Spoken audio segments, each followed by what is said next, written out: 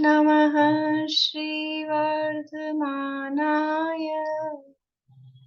निर्धूतकलिलात्मने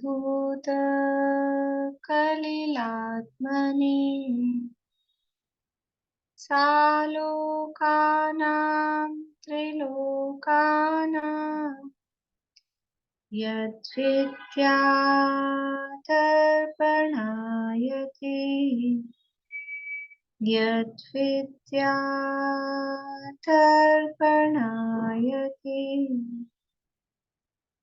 सकल पाप मल प्रक्षालक श्रीवर्धमान को करूं नमन लोकालोक प्रकाशित करने जिनकी विद्या है दर्पण जिनकी विद्या है दर्पण।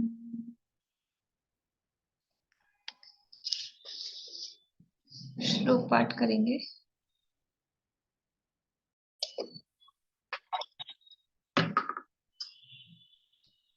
रत्नकरण शावकाचार्य नामक ये ग्रंथ है।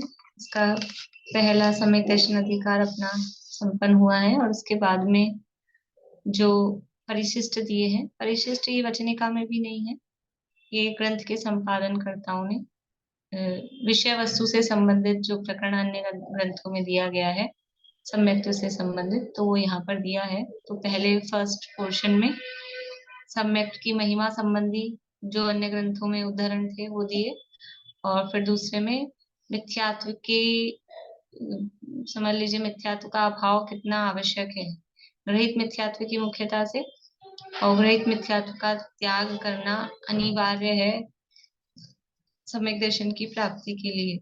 सच्चे देवशास्त्र गुरु का निर्णय होना वो कितना आवश्यक है, तो उसके संबंध में यहाँ कुछ रेफरेंस और मुख्य रूप से मोक्षा प्रकाशित के रेफरेंस यहाँ पर दिए थे, ग्रहित मिथ्यात्व और फिर बाद में अग्रहित मिथ्यात्व के संबंध में। तो कल ये सब अपन ने कर लिया था। अब ये जो फुट नोट यहाँ दिए हैं, तो ये फुट नोट एक्चुअल में कहाँ है कि आप देखिए, पेज नंबर है 82 रत्नकरण शावकाचार्य में, और जहाँ ये दिया है फुट नोट जो लिखा है, तो पहले नंबर के बाद में मोक्षा प्रकाशक का 262 नंबर पेज है और फिर ब्रैकेट में लिखा है पृष्ठ 60।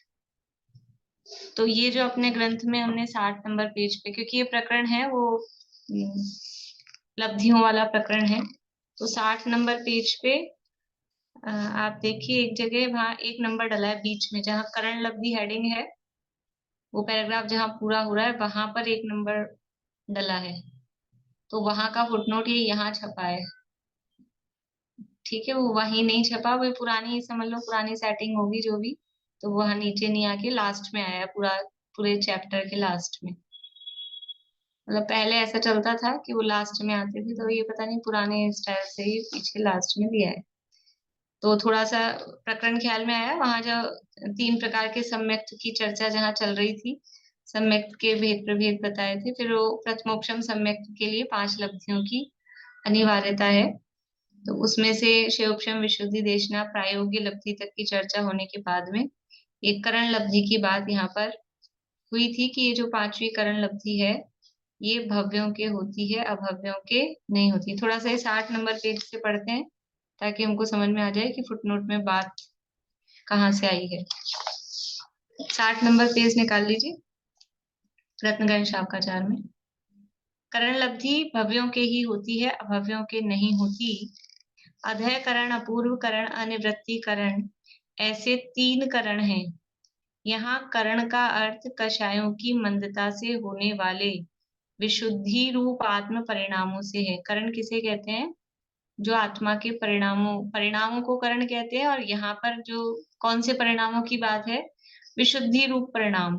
करण लब्धि में परिणामों की बात है, लेकिन कौन से वाले परिणामों की बात है? विशुद्ध परिणामों की। किस तरह से विशुद्धि बढ़ती जा रही है वो यहाँ देखा जा रहा है। उनमें लघु अंतर्मूर्त प्रमाण काल तो अनिवृत्तिकरण का है, उससे संख्यात गुना काल अपूर्वकरण का है, और उससे संख्यात गुना काल अधय प्रवृत्तकरण का है। यह सब काल भी अंतर्मुहूर्त प्रमाण ही है, क्योंकि इस अंतर्मुहूर्त के भी असंख्यात भेद हैं। यानी करण का सामान्य बात बताई करण लब्धि की कि 3 प्रकार के करण हैं, अधःकरण, अपूर्वकरण और अनिवृत्तीकरण। और इनका टोटल मिला के जो टाइम है वो कितना है, तीनों करण का मिला के अंतर्मुहूर्त, और हर करण का, अधःकरण का, अपूर्वकरण का, अनिवृत्तीकरण का, हर करण का टाइम भी कितना है, अंतर्मुहूर्त। लेकिन सब तीनों के अंतर्मुहूर्त का टाइम बराबर नहीं है। ऐसा नहीं है कि तीनों का जो टोटल टाइम है अंतर्मुहूर्त उसमें 3 का भाग लगा दो तो बराबर बराबर टाइम तीनों का आ जाए, ऐसा नहीं है। ठीक है ना, मान लो तीनों का टोटल टाइम हो गया 18 सेकेंड, 18 मिनट, तो हमने 3 से डिवाइड कर दिया तो 6 6 मिनट तीनों का काल हो गया, ऐसा नहीं है। तो कैसा है कि जितना काल अनिवृत्तीकरण का यानी लास्ट वाले का जितना टाइम है उससे अधिक टाइम सेकंड वाले का अपूर्वकरण का है, उससे कितना अधिक है, संख्यात गुना अधिक। और जितना टाइम अपूर्वकरण का है उससे संख्यात गुना अधिक समय वो अधःकरण का टाइम है। यानी अधःकरण का टाइम सबसे ज्यादा, अपूर्वकरण का टाइम उससे कम, और अनिवृत्तीकरण का टाइम उससे और भी कम। पर फिर भी वो जो टाइम है वो टोटल टाइम भी अंतर्मुहूर्त है और सेपरेट सेपरेट टाइम भी अंतर्मुहूर्त है। ये यहाँ बात रही। इसका फुट नोट यहाँ मोक्षा प्रकाशक का दिया है, पीछे आ जाइए वापस 82 नंबर पेज पे जो फुट नोट दिया है। इस करण लब्धि वाले के बुद्धि पूर्वक तो इतना ही उद्यम होता है कि उस तत्व विचार में उपयोग को तद्रूप होकर लगाए, उससे समय समय परिणाम निर्मल होते जाते हैं। यानी ये करण लब्धि में करना क्या है, कि क्या करना है हमको, हमको कैसे पता लगेगा अभी अधःकरण हो रहा है फिर अपूर्वकरण हो रहा है, कुछ लक्षण बता दो, कुछ पहचान बता दो, फिर हम उसमें आगे बढ़े, फिर हम उसको प्राप्त करें, कि कुछ नहीं करना है। करना क्या है, ये करण लब्धि वाले का बुद्धि पूर्वक जीव को किसी भी लब्धि में कहीं भी बुद्धि पूर्वक क्या काम करना है, कि कोई लब्धियां बाजार में मिलती है कि पकड़ के लिया है, खरीद के लिया है कहीं से कुछ, या ऐसे कोई परिणाम मिलते हों कि कहीं से, कि बाहर में कुछ नहीं मिलता है, अंदर ही होता है जो कुछ भी होता है। और वो अंदर का कार्यक्रम भी कैसे होता है, कि जैसे जैसे जीव तत्व विचार करता है वैसे वैसे अपने आप ही तत्व विचार करने पर ऑटोमेटिकली ही अपने आप ही वो परिणाम वैसे होते हैं। कोई सोच सोच के हम सोचे हमारे परिणाम ऐसे हो जाए, ऐसे हो जाए, विशुद्ध हो जाए, तो बाहरी कितना ही हम समझ लो उसकी वो कर लें, आयोजन कर लें परिणामों को बनाने का, लेकिन परिणाम तो अपने अंदर से बनते हैं। और वो कैसे होते हैं परिणाम, अपने आप ही अंदर से, कि जब वो जितना ज्यादा तत्व विचार होता है, वो तत्व विचार किस प्रकार होगा, कि पहले कुछ स्वाध्याय होगा।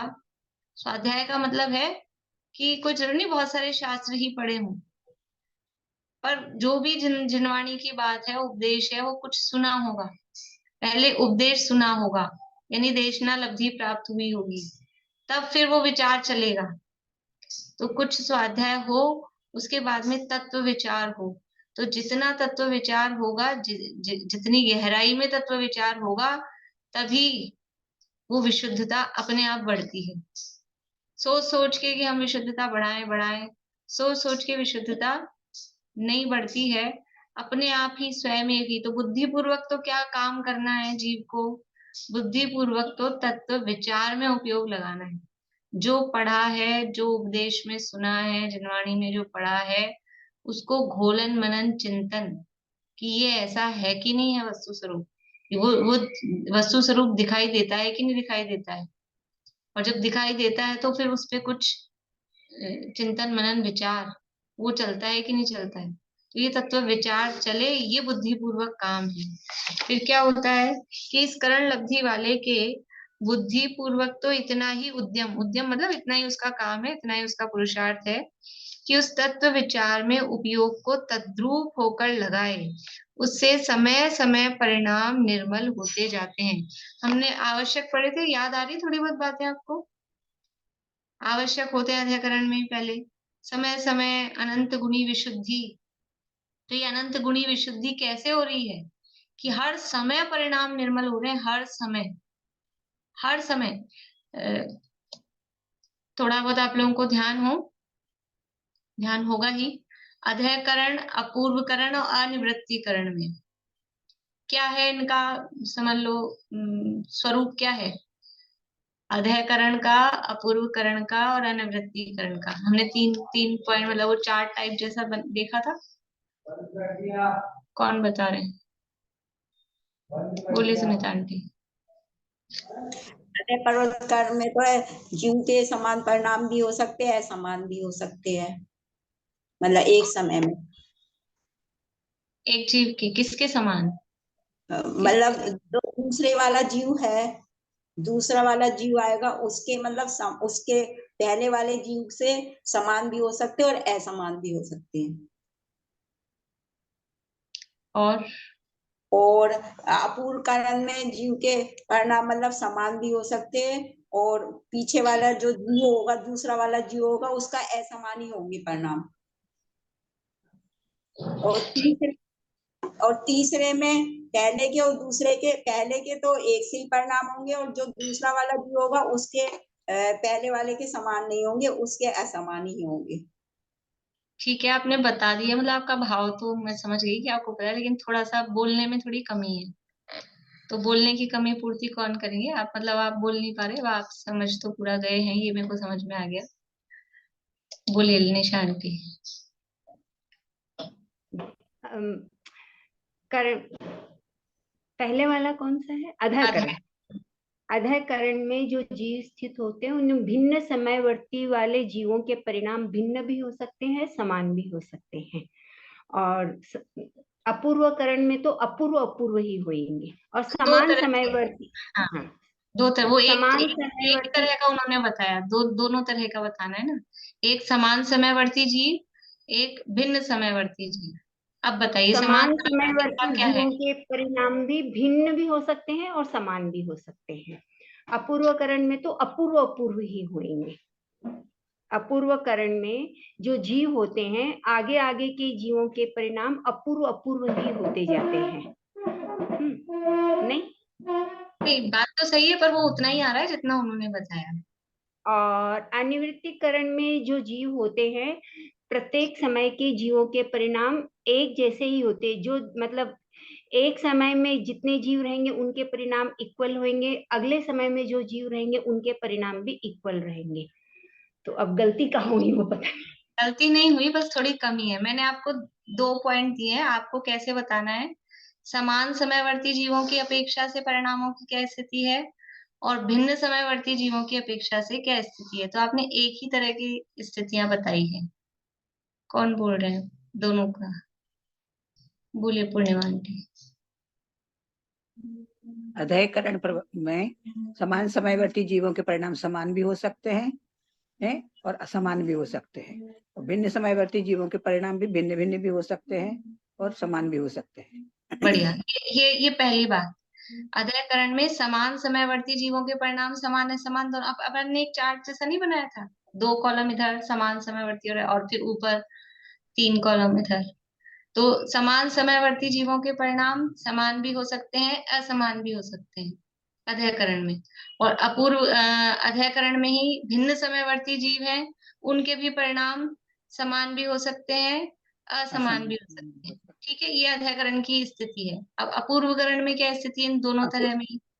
अपूर्वकरण में समान समयवर्ती जीवों के परिणाम तो समान होंगे, और भिन्न समयवर्ती जीवों के परिणाम भिन्न भिन्न ही होंगे। तो अपूर्व भी होते हैं ना परिणाम, तो भिन्न भिन्न नहीं होंगे क्या? पहले वाला गड़बड़ हो गया। अपूर्वकरण में समान समयवर्ती जीवों के परिणाम समान भी हो सकते हैं, असमान भी हो हाँ, सकते हैं। दोनों हो सकते, बराबर हाँ, करेक्ट। तो आपने एक ही बोला, हाँ, मैंने एक ही दोनों हो बोला। सकते हैं। तो समान अपूर्वकरण में समान समयवर्ती जीवों के परिणाम तो समान भी हो सकते हो हैं, सकते हैं, असमान भी। असमान भी हो सकते हैं, लेकिन भिन्न समयवर्ती जीवों के परिणाम असमान ही होंगे। बराबर, हाँ, अपूर्व अपूर्व होते जाते हैं ना, हाँ, इसलिए असमान ही होंगे। और अनिवर्तीकरण में भी सभी जीवों के परिणाम समान समयवर्ती के तो समान ही हो सकते हैं, मगर भिन्न समयवर्तियों के परिणाम भिन्न, शुद्धता बढ़ती जाती है ना, भिन्न भिन्न ही हो। अनिवृत्तीकरण में समान समयवर्ती जीवों के परिणाम समान भी हो सकते हैं कि समान ही होते हैं? समान ही होते हैं। हाँ, अनिवृत्तीकरण में समान समयवर्ती जीवों के परिणाम समान ही होते हैं और भिन्न समयवर्ती जीवों के परिणाम असमान ही होते हैं। भिन्न वहाँ भिन्न एक ही है, होते हैं। बिल्कुल दोनों में एक एक ही ऑप्शन है। ठीक है ना, तो ये इसका मेन स्वरूप है। अध्ययकरण में चाहे समान समयवर्ती हो चाहे भिन्न समयवर्ती हो, परिणाम समान भी हो सकते हैं असमान भी हो सकते हैं, सब खुला है मामला। अपूर्वकरण में समान समयवर्ती के तो समान असमान दोनों तरह के हो सकते हैं, लेकिन जो भिन्न समयवर्ती हैं उनके परिणाम तो असमान ही होंगे। और अनिवृत्तीकरण में समान समयवर्ती के समान ही, वहां दूसरा ऑप्शन नहीं है, और भिन्न समयवर्ती जीवों के परिणाम भिन्न ही होंगे, वहां दूसरा ऑप्शन नहीं है। ठीक है, तो ये तीनों का स्वरूप है। अब यहाँ क्या कह रहे हैं कि ये जो तीनों करण है उसमें जीव का क्या है कि जीव तो अपने उपतत्व विचार में उपयोग को तद्रूप होकर लगाता है, तो तद्रूप होकर लगाता है तो परिणाम अपने आप ये निर्मल होते जाते, अपने आप वो विशुद्धि, ये इस तरह की विशुद्धि जीव को प्राप्त होती जाती है अपने आप ही, ऑटोमेटिक। एक बार वो विशुद्धि प्राप्त होती है तो जितना काल अध्ययकरण का है, जैसे परिणाम होने वैसे होंगे, उसके बाद में अपूर्व अपूर्व परिणाम होंगे, उसके बाद में अनिवृत्तीकरण रूप परिणाम होंगे। तो ऐसा ये जो परिणाम है वास्तव में, तो ये जो परिणामों का जो मतलब ये जो परिणाम है ये केवल ज्ञानी परमात्मा द्वारा ही जाने जाते हैं। और ये कर्णन योग में इस तरह से कंपैरिजन करके नाना जीवों की अपेक्षा से इसको यहाँ बताया गया है। ठीक, अब देखिए आगे दूसरा फुटनोट। अभी दूसरा फुटनोट कहाँ है, तो इसके लास्ट में देखिए, मोक्षा प्रकाशक का पेज दिया, उसके बाद ब्रैकेट में पृष्ठ 62। तो अपने रत्नगंज शावकाचार में 62 नंबर का पेज है, उसमें थर्ड पैरा है, विशेष इतना जानना। उसके बाद में 2 नंबर डला है, वो थोड़ा बड़ा डला है, फुटनोट जैसा नहीं लिखा हुआ है, बड़ा ही लिखा है। 62 नंबर पेज रत्नकरण शावकाचार में 62, उसका थर्ड पैरा है, विशेष इतना जानना, ऐसा हेडिंग डल के मिला सबको। उसके लास्ट में 2 डला है, तो ये यहाँ आना चाहिए ये फुटनोट। तो यहाँ क्या प्रकरण है कि समझ लीजिए ये अनिवृत्तीकरण की बात चल रही है, उसके ऊपर अपूर्वकरण की बात थी, कि पढ़ लेते हैं पैराग्राफ। विशेष इतना जानना, यहाँ समान समयवर्ती अनेक जीवों के परिणाम समान ही होते हैं। अब इस इतनी सी लाइन दी गई, आगे नहीं पढ़ा भी अपन ने। समान समयवर्ती अनेक जीवों के परिणाम समान ही होते हैं, इतनी सी लाइन पढ़ के आप डिसाइड कर सकते हैं कौन सा करण है, पहला करण है, दूसरा है कि तीसरा है, कौन सा करण है? तीसरा अनिवृत्तीकरण है। क्यों? क्योंकि समान समयवर्ती जीवों के परिणाम समान ही लिखा है ना, वो केवल अनिवृत्तीकरण में ही है। अगर इसकी जगह ऐसे लिखा होता कि समान समयवर्ती जीवों के परिणाम समान भी होते हैं, तो भी होता तो फिर वो अध्ययकरण भी हो सकता था, अपूर्वकरण भी हो सकता था, दोनों हो सकते हैं अगर इतना ही अपन ने देखा तो। लेकिन यहाँ ही लिखा है, इसका मतलब है अनिवृत्तीकरण की चर्चा यहाँ पर चल रही है।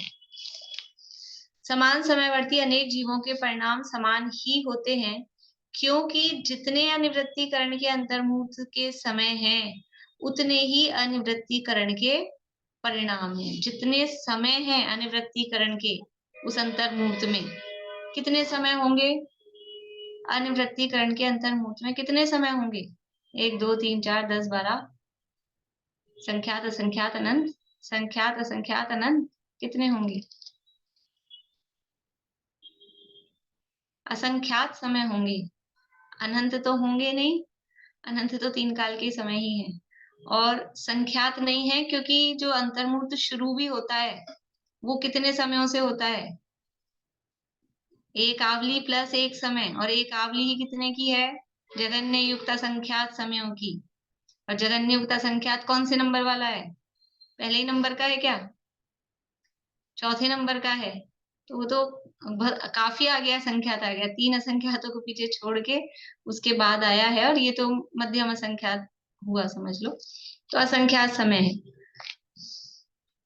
क्योंकि अनिवृत्तिकरण के अंतर्मुहूर्त के जितने समय है उतने ही अनिवृत्तिकरण के परिणाम है, इसलिए एक एक समय पर एक एक परिणाम है। तो जो जीव उस समय पर होगा, जितने भी जीव उस समय पर होंगे, सबके पास वही परिणाम होगा, क्योंकि और ऑप्शन ही नहीं है। उधर क्या था, अधःकरण और अपूर्वकरण में? आप लोगों को ख्याल तो आ रहा है, विषय आ गया ना माइंड में सब, मतलब रिकॉल हो गई ना बात कि अधःकरण और अपूर्वकरण में क्या था।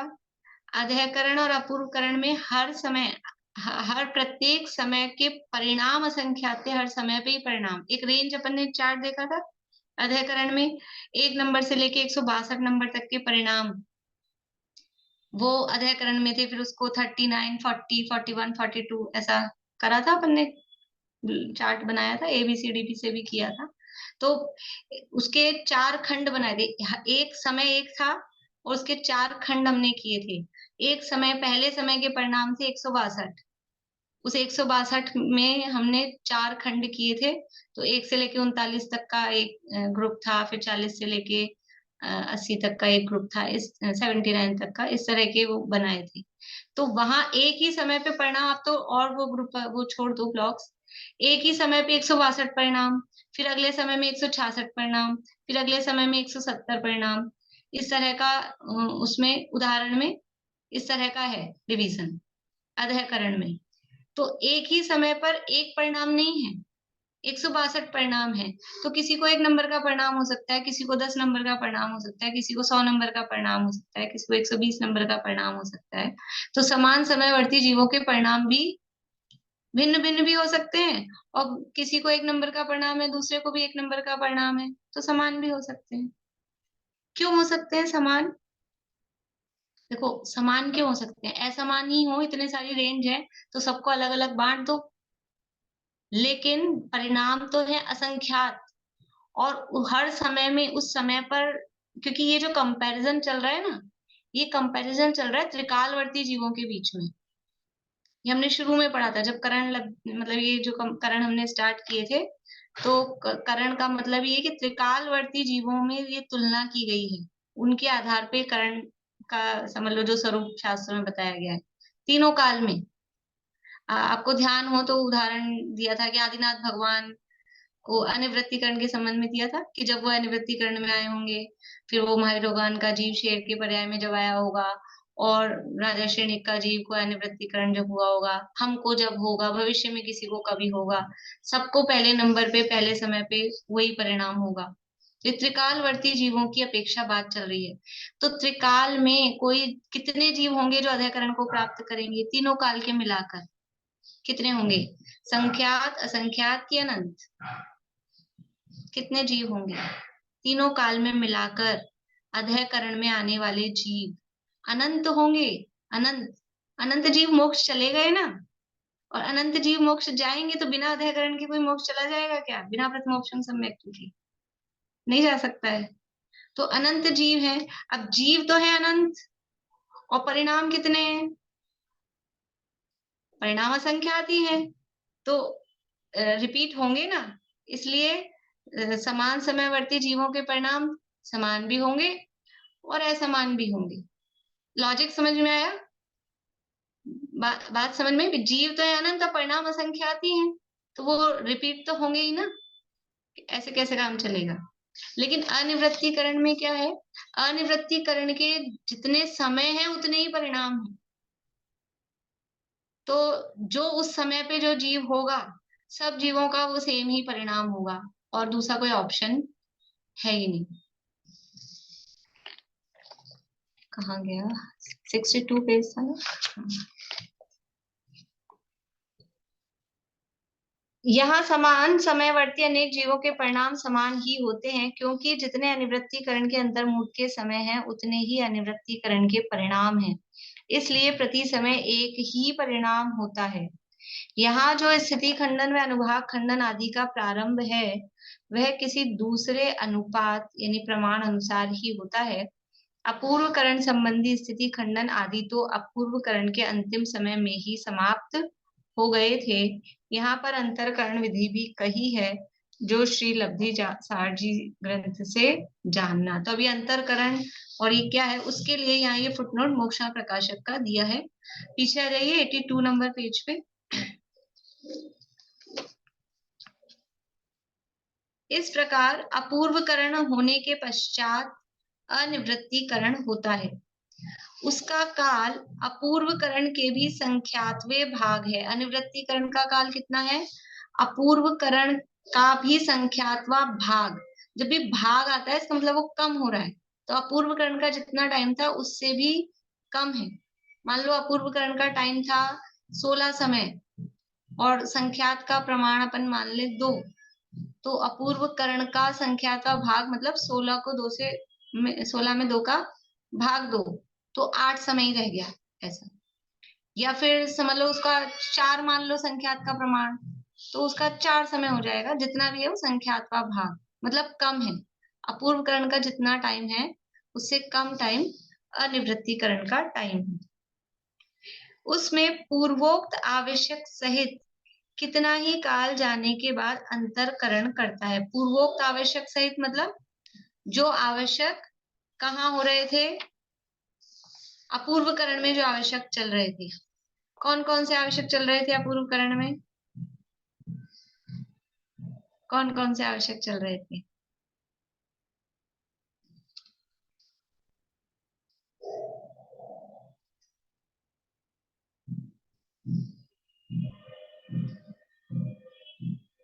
बोलिए पूर्णिमा आंटी। प्रति समय अनंत गुणी विशिष्टि विशुद्धि स्थिति कांडक घात अनुभाग कांडक घात और एक और कुछ तो भी है। वो प्रति समय अनंत गुणी विशुद्धि तो अध्ययकरण वाली वो होता है अपूर्वकरण में भी, लेकिन वो आवश्यक वहां स्टार्ट हुआ था अध्ययकरण में। ठीक है ना? प्रशस्त यहाँ प्रकृतियों का अनुभाग घटना अप्रशस्त प्रकृतियों वो का सब अध्ययकरण में। यहाँ भी चल तो रहा है यहाँ भी, लेकिन वो चालू कहाँ हुआ था? अध्ययकरण में। ठीक है बात। बोली सुमन जी, आपको ख्याल आ रहा है कुछ? स्थिति कांडक घात था और अनुभाग कांडक घात था। वो चारों आवश्यक के साथ यहाँ 4 बातें और थी। हाँ, उसमें था तो अपूर्वकरण में है स्थिति कांडक घात, अनुभाग कांडक घात और 2 और है। और बोलिए। गुण श्रेणी निर्जरा, गुण संक्रमण, गुण संक्रमण और गुण श्रेणी निर्जरा, ये अपूर्वकरण के थे। स्थिति खंडन, अनुभाग खंडन मतलब स्थिति कांडक घात, अनुभाग कांडक घात, गुण श्रेणी निर्जरा और गुण संक्रमण। तो उसमें से गुण संक्रमण यहाँ पर अभी प्रथमोपशम सम्यक के समय पे नहीं होता। और इसके पहले वाले आवश्यक जो चल रहे थे वो अध्ययकरण से चल रहे थे। वो कौन से हैं 4 आवश्यक? हो गए यद्यपि, लेकिन एक बार रिपीट कर दीजिए। बोलिए रेणु जी, अध्ययकरण के 4 आवश्यक। पूरा क्लियर नहीं है अभी। क्लियर नहीं। चलिए दीपिका जी बोलिए। अभी तो बोल दिए ना। अब अभी मतलब वो बोल दिए पर मैं उसको ढंग से एक्सप्लेन नहीं कर सकती। चलिए। समझ तो आ रहा है लेकिन बोलने में नहीं आ रहा। एक तो जो नए कर्म बांधते हैं उनकी स्थिति भी अंतःकोड़ी सागर होती है, और जो पुराने कर्मों की स्थिति भी अंतःकोड़ी सागर होती है। और जो अप्रशस्त प्रकृतियों है उनका अनुभाग चतुस्थानीय हो जाता है। अप्रशस्त प्रकृतियों का द्विस्थानीय, अप्रशस्त द्विस्थानीय हो जाता है और प्रशस्त प्रकृतियों का चतुस्थानीय हो जाता है। अनुभाग बंध स्थिति चतुस्थानीय, अनुभाग बंध चतुस्थानीय हो जाता है। और एक और है शायद। चलिए कौन बोलेंगे ढंग से पूरे 4? बोलिए निशान। प्रति समय अनंत गुणी विशुद्धि बढ़ती जाती है, स्थिति बंधापसरण होता है, नवीन कर्मों में और जो ये जो प्रशस्त प्रकृतियों का अनुभाग तो चतुस्थानीय हो जाता है और पाप प्रकृतियों का अनुभाग घटकर चतुस्थानीय रह जाता है। द्विस्थानीय, ठीक है। पाप प्रकृतियों का द्विस्थानीय हो ये जाता 4 है आवश्यक वहाँ अध्ययकरण में होते हैं। समय समय अनंत गुणी विशुद्धि होती है हर समय, और स्थिति बंधापसरण। स्थिति बंधापसरण मतलब अंतः कोड़ा कोड़ी सागर स्थिति रह जाती है वो प्रायोगिक अवधि में ही, लेकिन अब जो जो नया नवीन बंध हो रहा है वो नया नवीन बंध भी हर अंतर मुहूर्त में घटता घटता होता है, वो घटते क्रम में होता है। अंतः कोड़ा कोड़ी सागर में ही वो कम कम कम कम होता हुआ जाता है। तो स्थिति बंधापसरण होता है। और पुण्य प्रकृतियों का अनुभाग बढ़ के चतुस्थानीय होता है, पाप प्रकृतियों का अनुभाग घट के द्विस्थानीय, यानी पाप का अनुभाग, अच्छा तो उसी दिन भी नहीं ध्यान रहे तो पाप का अनुभाग कम होता है, पुण्य का अनुभाग बढ़ता है। तो ये 4 आवश्यक तो अध्याकरण में प्रारंभ हुए थे, वो तो चल ही रहे थे। और फिर अपूर्व करण में स्थिति कांडक घात, अनुभाग कांडक घात और गुण श्रेणी निर्जरा, ये और नए आवश्यक यहाँ प्रारंभ हुए। उसके लिए यहाँ कह रहे हैं कि ये जो पूर्वोक्त आवश्यक सहित मतलब ये जो आवश्यक चल रहे थे 7वां 8वां आवश्यक, इन सहित कितना ही काल जाने के बाद अंतरकरण करता है। यद्यपि ये सब अपन पढ़ चुके हैं, भले वो उस समय वहां फुटनोट नहीं था, लेकिन मोक्षण प्रकाशक के आधार पे अपन ने ले लिया था वैसे ही पहले से ही कि ये आवश्यक चल रहे हैं। अनिवृत्तिकरण का टाइम चालू हो गया। अनिवृत्तिकरण का टाइम चालू होने के बाद में ये आवश्यक चल रहे हैं, समय समय अनंत गुण विशुद्धि हो रही है, पाप का अनुभाग कम हो रहा है, पुण्य का अनुभाग बढ़ रहा है, और नवीन बंध घटता घटता जा रहा है। और पुरानी स्थितियां, स्थिति कांडक घात, पुरानी जो बंधे हुए कर्मों की स्थितियां हैं वो कम कम कम होती जा रही हैं, पुराने जो पाप कर्मों के अनुभाग हैं वो भी कम कम होते जा रहे हैं। सारे काम वहां पर बराबर चल रहे हैं। तो थोड़ा समय तो उसी में गया। उसके बाद में क्या होता है, ये टाइम होने के बाद में, काफी समय जाने के बाद में अंतरकरण करता है। अंतरकरण किसे कहते हैं, हमने पढ़ा था, 2 काम करता है। अनिवृत्तिकरण में 2 काम होते हैं, एक अंतरकरण और एक उपशमकरण। तो अंतरकरण क्या चीज है, बोलिए पूर्णिमा आंटी। जो कर्म सत्ता में है ना, उसमें से कुछ कर्मों की स्थिति ऊपर की साइड कर देता है, और जो वर्तमान में उदय में आ रहे थे उनको उदीरना में लाके जल्दी से करो। बीच का जो काल बचता है उसको अंतरकरण। यानी ये जो अनिवृत्तिकरण का काल पूरा यहाँ लिखा है, देखो आगे, जो अनिवृत्तिकरण के काल पश्चात उदय आने योग्य ऐसे मिथ्यात्व कर्म के अंतर्मुहूर्त मात्र निषेध उनका अभाव करता है। आप लोगों को ध्यान हो, हमने डायग्राम बनाया था और बीच में गैप बनाया था कि जहां तक अभी काल चल रहा है अनिवृत्तिकरण का, वहां अनिवृत्तिकरण का जहां तक काल है वहां तक मिथ्यात्व का उदय है या नहीं है। अनिवृत्तिकरण के समय में मिथ्यात्व का उदय है या नहीं है, मिथ्यात्व का उदय है, क्योंकि अनिवृत्तिकरण का जो टाइम है वो सम्यक तो नहीं है, वो सम्यक के सन्मुख है, सामने दरवाजे पर खड़ा है लेकिन अभी अंदर नहीं पहुंचा है, तो वहां मिथ्यात्व का उदय है। तो जैसे ही अनिवृत्तिकरण का टाइम पूरा होगा, अनिवृत्तिकरण का टाइम पूरा होते ही और फिर क्या होगा कि फिर मिथ्यात्व का उदय रहेगा, तो क्या मतलब है, तो इसका काल पूरा होने के बाद में जो मिथ्यात्व उदय में आने वाला था, उस मिथ्यात्व का क्या किया, कुछ गैप बनाया था। तो उसमें से कुछ मिथ्यात्व के जो निषेध थे उनको तो जल्दी अभी उदय में लिया है नीचे, और कुछ मिथ्यात्व के निषेधों को उपरीतन स्थिति में भेज दिया, बाद में भेज दिया, और ये बीच का जो थोड़ा समय था उसको मिथ्यात्व से रहित खाली कर दिया, स्पेस बना ली।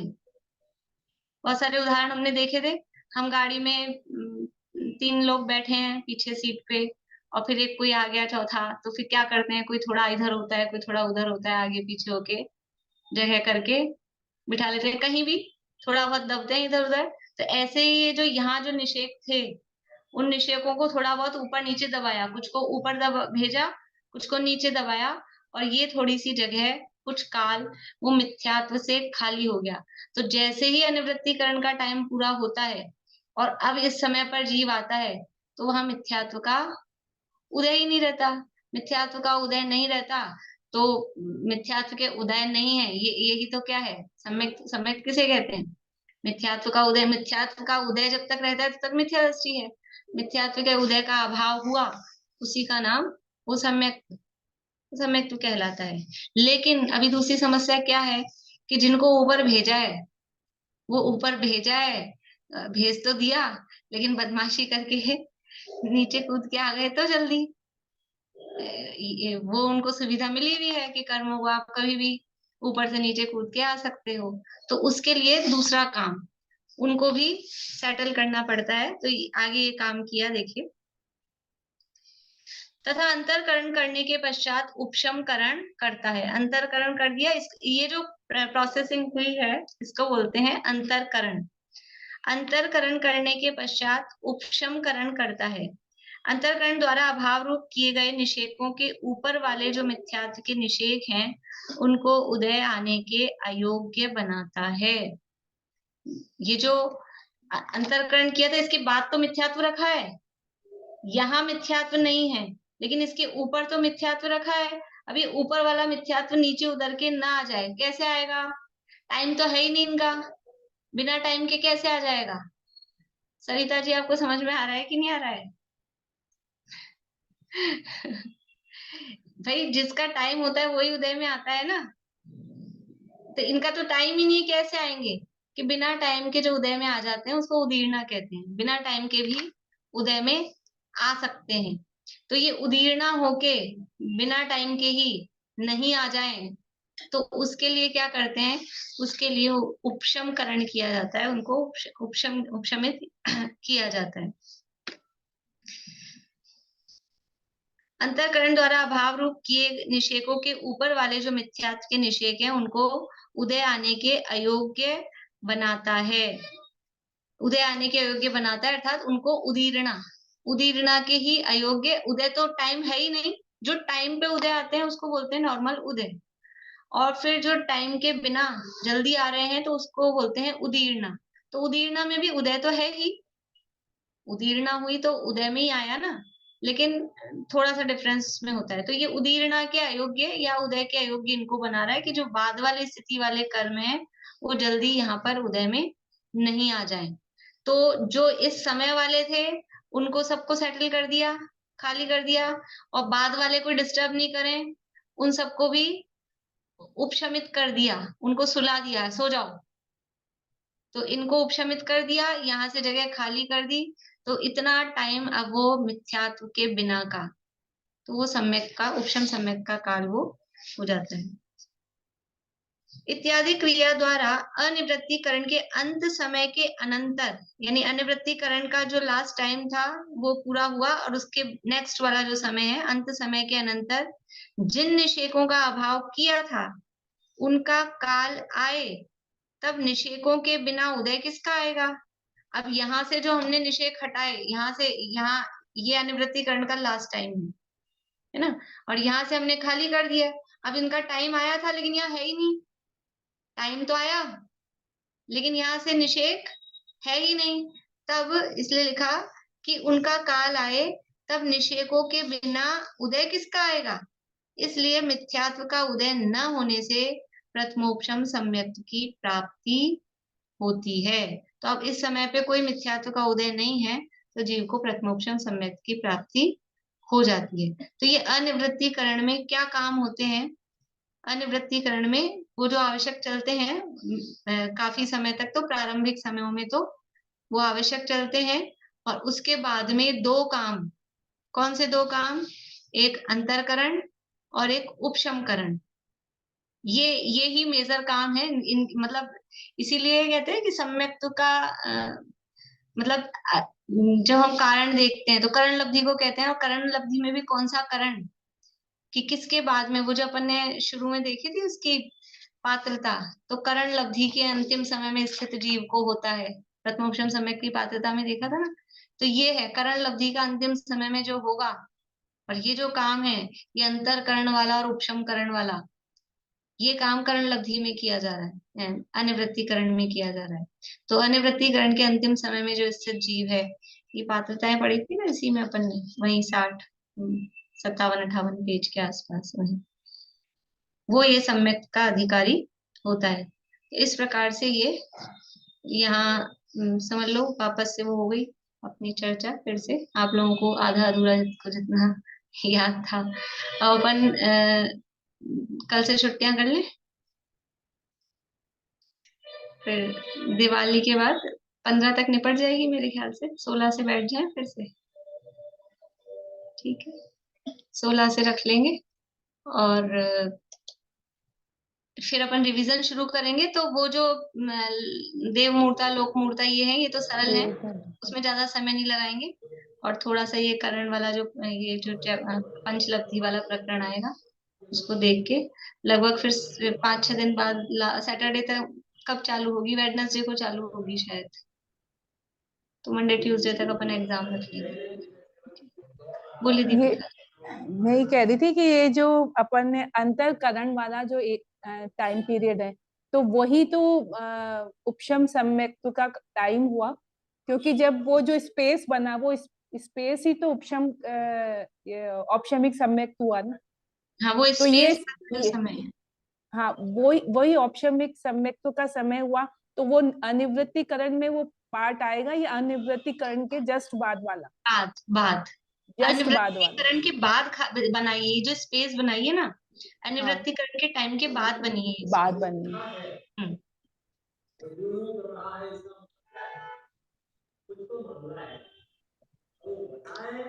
मेरे को तो ये समझ में नहीं आ रहा, मैंने सोचा कि इसको शुरू से एक बार वापस समझू तब होगा। रिवीजन करेंगे ना, रिवीजन करेंगे तब आप फिर क्लासेस मिस मत करिएगा। और फिर थोड़ा अभी छुट्टियां हैं, और अगर आपको समय मिलता हो तो ये वाले जो क्लासेस हैं वो फिर से सुन लीजिए एक बार। इसी में है थोड़ी सी प्रॉब्लम, बाकी तो सब सरल ही है, और तो कुछ है ही नहीं, अपने आप पढ़ने से भी आता है इसको एक ये। बार वापस शुरू से करेंगे ना तब समझ में आएगा, हाँ, लेकिन अब मतलब वो समझ रिवीजन में में भी नहीं आ अपन रहा है कुछ। कितना डिटेल में फिर चलाएंगे तो फिर वो इतना ही लंबा चल जाता है। तो थोड़ा सा आप लोगों को अब जब भी समय मिले, छुट्टियां भले ही है तो 1 घंटा निकाल के एक एक क्लास वो सुन लीजिए, ताकि हो जाए। ठीक है, चलिए, जय जी।